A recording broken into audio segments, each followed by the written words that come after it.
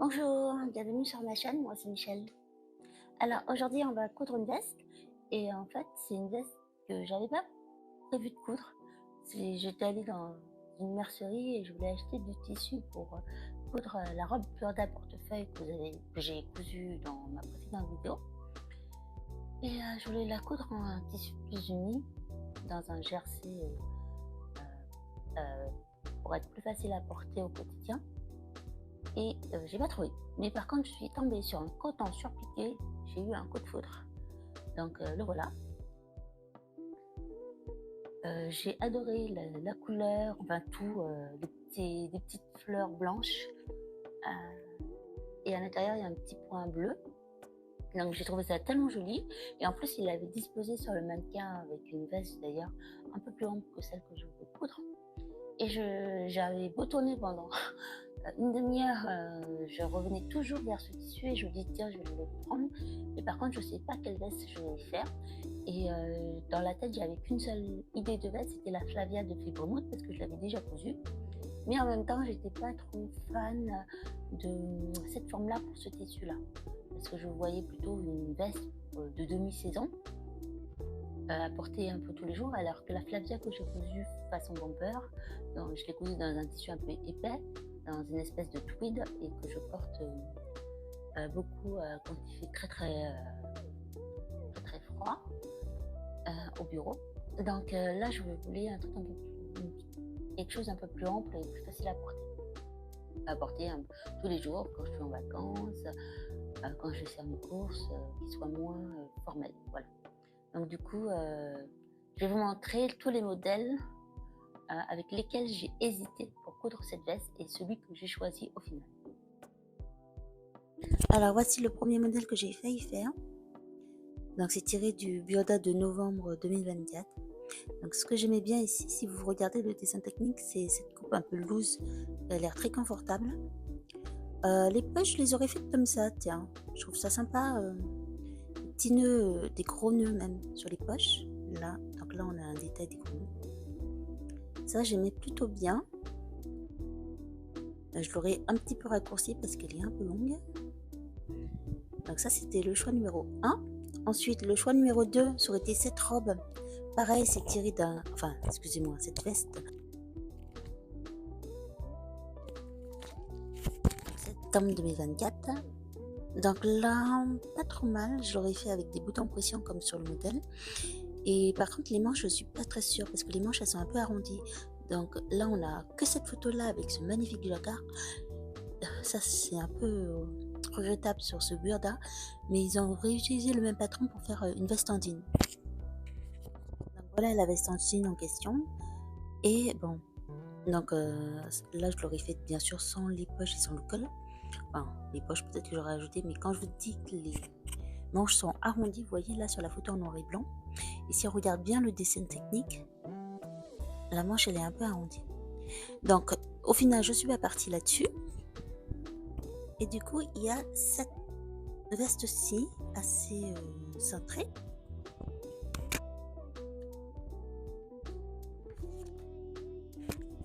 C'est le Burda d'août 2024. Donc c'est la veste qu'on voit en couverture ici. Donc moi, ce que je veux, c'est une veste. Et là, il y a des poches. On ne les voit pas, mais elle est prise dans la couture. Donc moi, ce que je veux, c'est une veste assez loose, sans col. Et j'hésite encore entre les deux modèles. Donc je pense que ce qui va déterminer, ça va être la difficulté. Donc j'ai regardé les explications et je vais me décider sur l'un ou l'autre des modèles. Alors au final, je vais partir sur ce modèle-là, juste pour une question de style.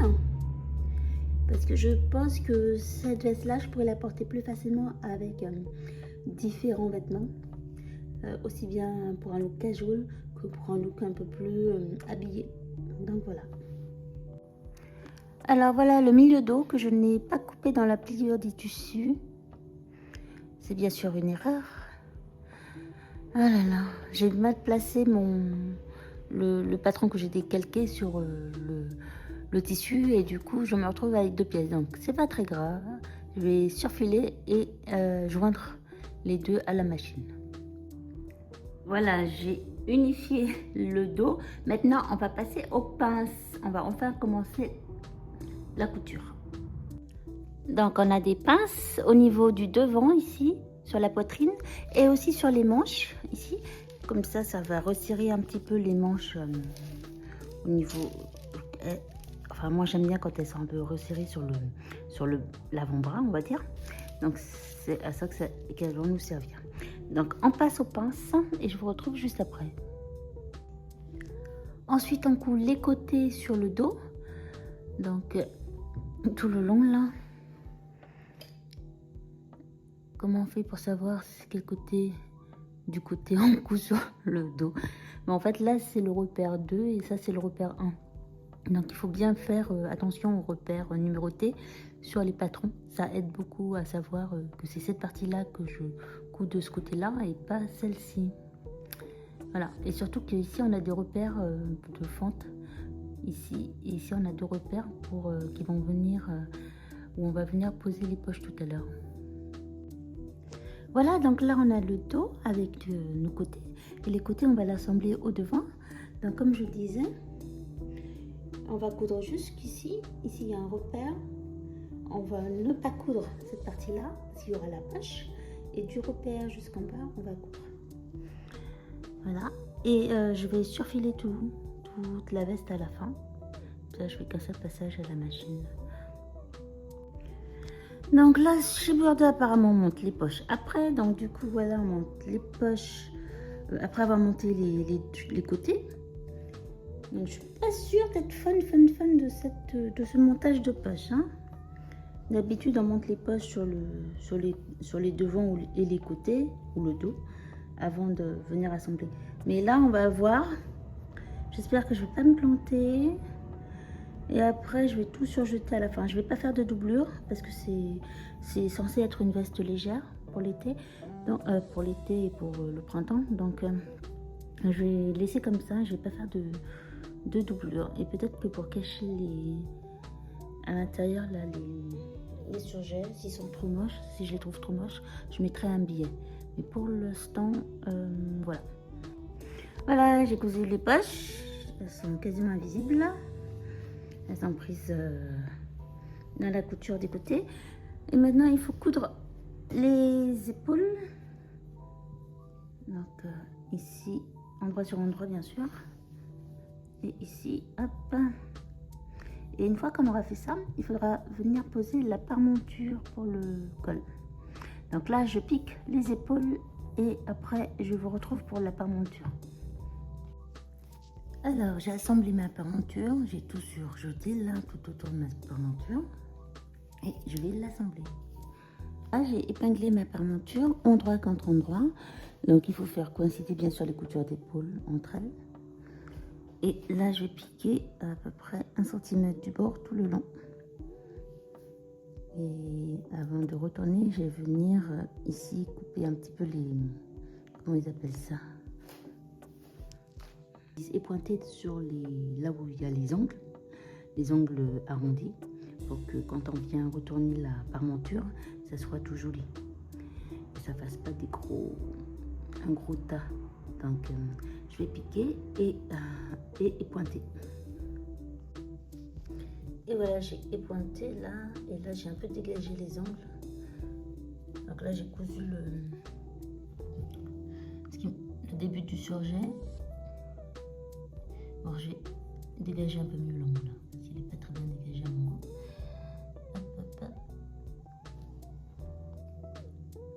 Donc après, il faut fixer la parmenture, donc il faut surpiquer là tout le long. Donc ça va permettre de fixer la parmenture, mais je vais aussi la fixer sur le rebord, comme ça elle va rester bien à l'intérieur et elle va plus bouger.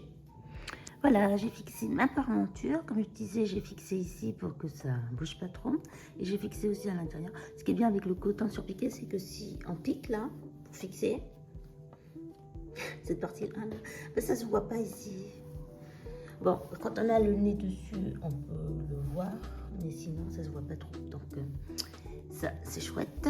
Et du coup là, si on suit le montage sur Burda, il faut faire l'ourlet d'abord avant de monter les manches. Donc bon, allez, je fais l'ourlet et après on passe aux manches. Donc là, on avait fait les pinces au début. Donc là, je vais fermer les manches. Et je me demande si je vais pas faire l'ourlet tout de suite. Bon bref, en tout cas, je vais fermer les manches. Et après, je verrai si je les monte ou je fais l'ourlet à la fin. Alors, j'ai déjà porté, elle est super canon. C'est pas très gênant le fait de pas avoir de... que là, ça soit pas joliment fini. Mais moi, j'ai envie de... que autour des manches, là, ça soit plus joli. Donc, du coup, je vais poser un billet juste sur les contours des deux manches. Sur les ourlets et ici, là, je trouve ça va, ça fait pas dégueu. C'est juste ici, là, sur les... Je trouve ça un peu bof, bof. Donc, je vais avoir un joli... j'ai envie d'avoir un joli envers. Donc là, je vais poser le billet. Voilà, j'ai mon beau billet posé. Alors, je ne l'ai pas cousu dans le même tissu que la veste parce que je trouvais qu'il était un peu trop épais. Et du coup, j'ai pris dans une petite cantonade.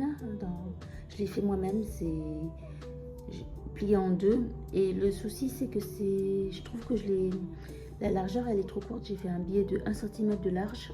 Et je pense que j'aurais dû faire 1,5 cm de large pour être vraiment confortable. Mais au final, j'y suis arrivée. C'était pas facile. Et au moins, je saurais. 1 cm de large, c'est plutôt pas mal. Donc là, j'ai un bel intérieur bien propre, bien nickel. Je suis trop contente. Il faut juste que je pose les boutons pression, mais je pense que je vais commencer à la porter sans les boutons pression. Il faut que j'en achète. J'en ai pas pour les vestes. Et je vous montre le résultat final.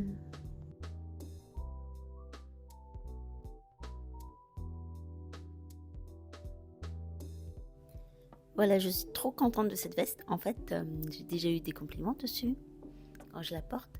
Le seul bémol de cette veste, c'est, vous allez voir peut-être sur la vidéo quand je vais essayer de mettre mes poches, elles sont trop petites les poches. Donc ça c'est dommage, on peut mettre juste ses clés, on peut pas mettre ses mains à l'intérieur entièrement. Donc c'est vraiment juste pour dépanner les poches. Mais je trouve que c'est un super projet. Bon, j'ai pris mon temps pour le coudre, mais c'est un super projet. Et pas besoin, je pense, de mettre des boutons pression, mais je vais en mettre quand même. Voilà, j'espère que vous avez aimé ma vidéo. Et si c'est le cas, n'hésitez pas à la liker et à très bientôt.